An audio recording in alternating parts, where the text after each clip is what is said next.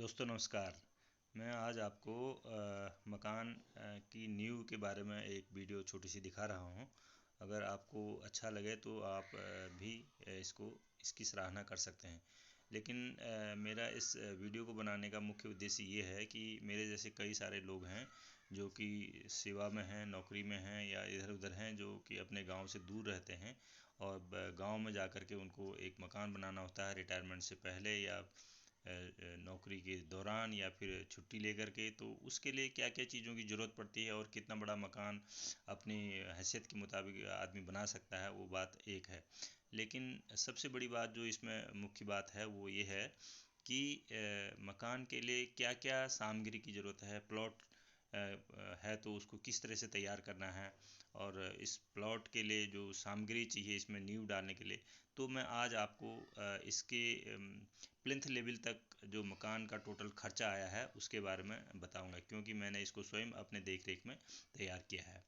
जो आप वीडियो में देख रहे हैं ये जो है मैंने इसको प्लिंथ लेवल तक अभी तैयार किया हुआ है। और प्लिंथ लेवल से ऊपर को जो है कॉलम इसके मैंने 4 फीट ऊपर को निकाल दिए हैं, ताकि जो है जब आगे इसको बढ़ाया जाएगा तो उसमें कॉलमों को बनाने में कोई किसी प्रकार की दिक्कत या परेशानी का सामना ना करना पड़े।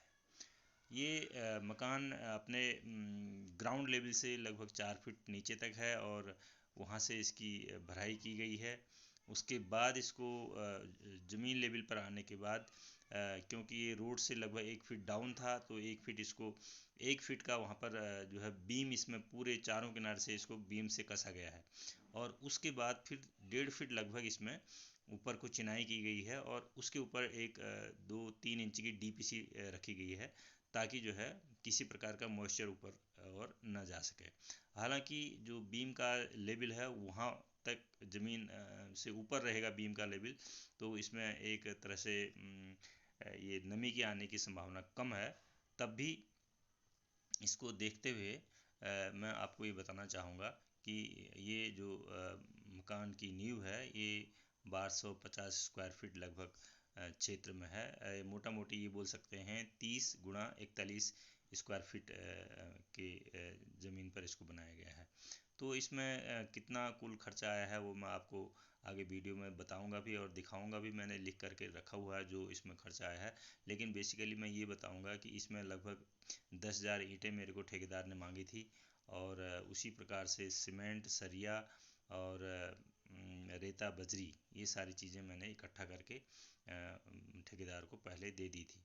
और जब इसकी खुदाई का काम शुरू हुआ तो उसके बाद मैं इसको अपने ही देख रेख में ये देखता रहा कि इसकी मजबूती में किसी प्रकार की कोई समस्या ना आए। तो इसलिए मैंने इसकी मजबूती को देखते हुए जब इसके बीम और कॉलम से नीचे मैंने इसके ग्राउंड लेवल जो 4 फीट नीचे वहाँ पर एक डीपीसी करवाई और उसके ऊपर मैंने एक जाल रखवा करके जाल के ऊपर मैंने कॉलम ऊपर को बढ़वाए हैं और ज़मीन के लेवल में आने पर इसमें बीम भी लगाए हैं, ताकि जो है चारों तरफ से ये मकान कसा हुआ रहा। और जो जो इसके लिए सरिया आई है और टाटा टिस्को आयरन की सरिया है और 550 इसको SD बोलते हैं और काफ़ी मजबूत सरिया ये है।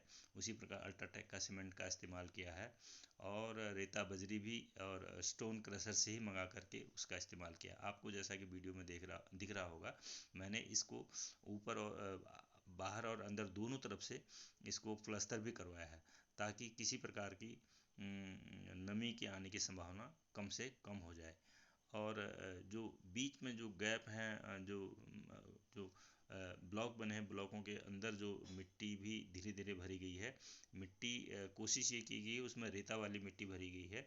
और जब रेता नहीं मिला तो फिर क्योंकि मिट्टी बहुत महंगी पड़ रही थी, क्योंकि एक डब्बे में कम से कम 1 ट्रक मिट्टी आनी है, तो उस तरीके से मैंने ये निर्णय लिया है कि अपने ही खेत से मिट्टी निकाल करके JCB के द्वारा मिट्टी इसमें लाई गई और उसके बाद उसको भरा गया है।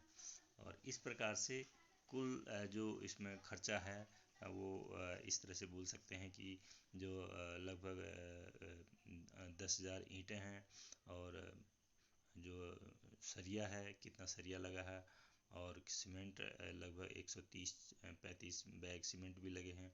तो उसका डिटेल मैंने पीछे इसी वीडियो में आगे दिया हुआ है, आप उसको देख भी सकते हैं। लेकिन मोटा मोटी ये कह सकते हैं उसमें से लगभग 50 या 20 कुंटल जो है बजरी और इसी प्रकार 30-40 कुंटल अभी रेता बचा हुआ भी है।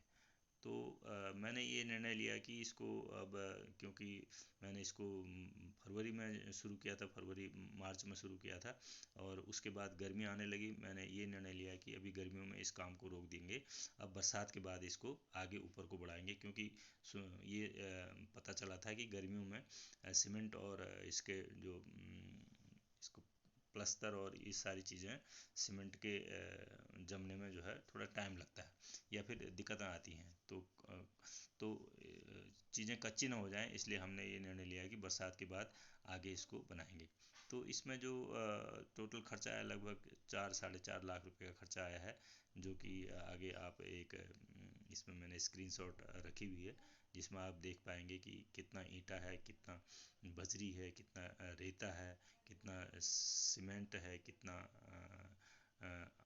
ये टाटा टिस्को आयरन का जो ये रॉड हैं, किस किस कितने कितने एमएम के ये वो इसमें जो है सरिया लगाई गई है, वो सब मैंने इसमें डिटेल में बताया हुआ है। तो आप भी इस तरीके से अपनी चीज़ों को इकट्ठा करके या फिर अपने बजट की व्यवस्था करके छुट्टियों के बीच में जा कर के भी या फिर किसी दूसरे की देख रेख में इस तरह से मकान का काम चालू करवा सकते हैं और एक मजबूत और अपनी जिसमें विश्वास आपको रहे इस तरह का मकान की कार्रवाई कर सकते हैं। ये आप देख सकते हैं इसमें क्या क्या चीज़ डिज़ाइन क्या क्या गया, कितना बजरी लगी, रेता, सीमेंट, ईंट, सरिया, और सरिया जो 8 mm की कितनी लगी, टोटल खर्चा कितना आया, 4,09,000 लगभग इसमें दिखाया गया है। मुझे लगता है। थैंक यू, धन्यवाद।